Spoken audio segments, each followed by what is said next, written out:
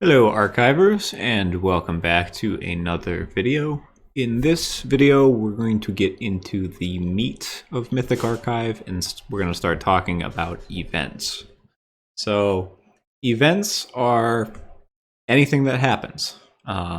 What you can do is you can use them to record things in chat, to affect stats on a sheet, and basically do any kind of automated logic that you might need throughout a role-playing session or character creation or something like that. You've seen them before, but I'm going to go through how to add them and what they do and where you can find these events for using them. So events can be put into a couple of places, but we're going to go look at the system mechanics first. Now we are using the D100 skeleton project, and it comes with a default event called the D100 Roll. We have some metadata. If we click on it, you'll see there's a D100 Roll as the display name.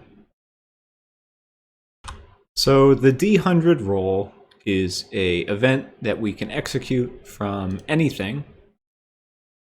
We just right click on something, a page of any sort, and then it will ask us a threshold. Because we chose the D100 system, it's going to roll a D100 and check to see if this is the roll you have is under the threshold.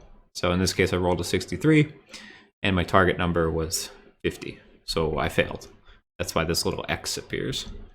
If we open up the event script, we can actually see the logic that gets us here. We have this first definition, which is roll. Goes the D100.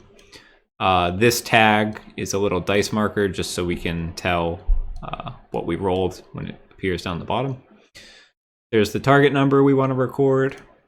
And because it hasn't been defined previously, it's going to prompt us with the threshold whenever we execute this event, because it's missing.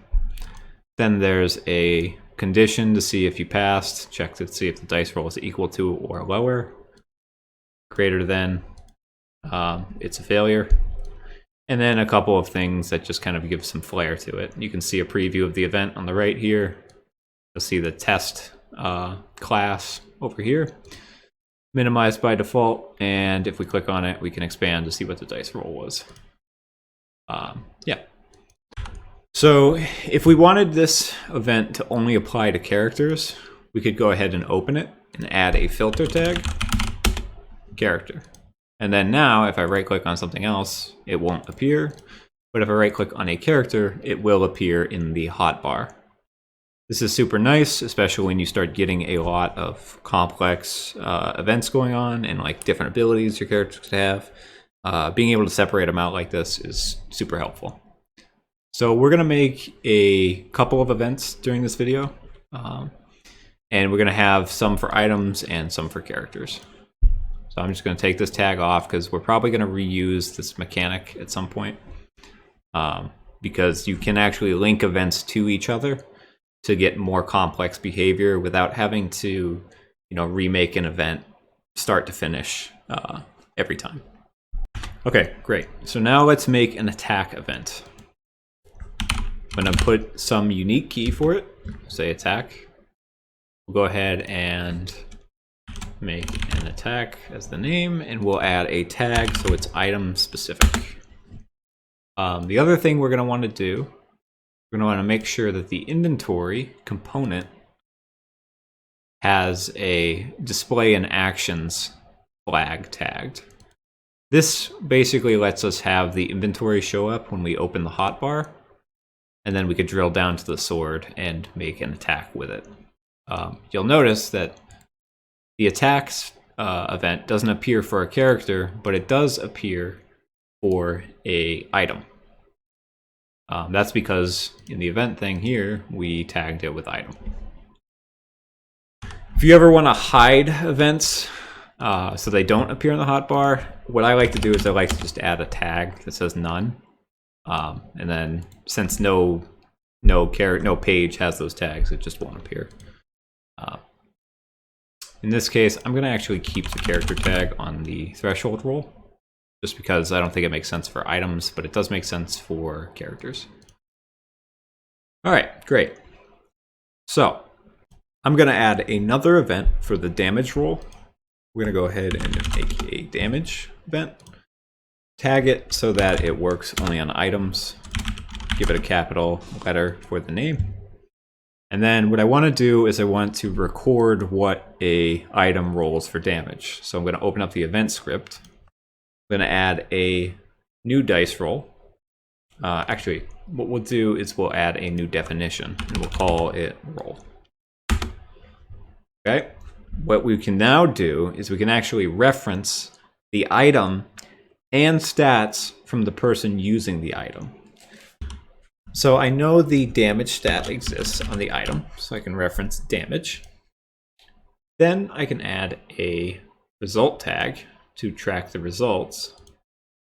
If I wanted to change the name of the result, I could go into the event script and change it to damage or something. So we'll do that, and then we'll reference the roll. And then we will add a roll breakdown that we can see the breakdown of what just happened. Now, in addition, what I can do with this is I can actually make it apply a change to a target. I can do this by going to stat change, selecting the target, and then I can apply the damage to the target. So I'm going to want to affect the HP stat. And then what this does is it actually lets me take the current HP and subtract the damage roll that I made previously from their health. And it will basically make the change to that, so the person will lose health. I'll go ahead and hit finalize.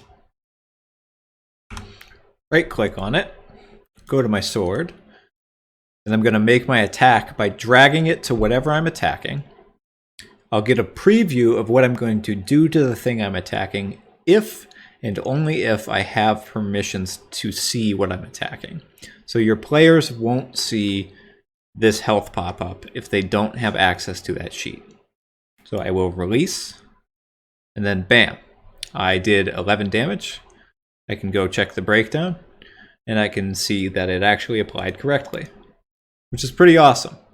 Now, if you wanted to get crazy, you could make spell effects and do some more advanced rolling, but in this video, I just want to keep it simple, so we'll stop there. So you can see how powerful events can be in combination with the hotbars and the drag and drop. I'm going to do a lot more videos on events, but I think this is a good intro to them, and that's the purpose of this tutorial series. So with that, I will see you guys in the next video, and thank you for watching.